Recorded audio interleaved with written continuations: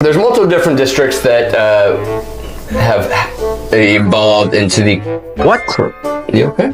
Effervescent. I don't know what that means. Effervescent. I've got some Googling to do after this again. Yeah. So there's multiple areas of town where I guess the craft beer scene is.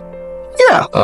There's one that screams, and everybody, I feel like that's where they assume all these breweries are. That'd be the Arts District? Yeah. So that's downtown Las Vegas. It's revitalized over the last, 8-10 years. Hippies stand up.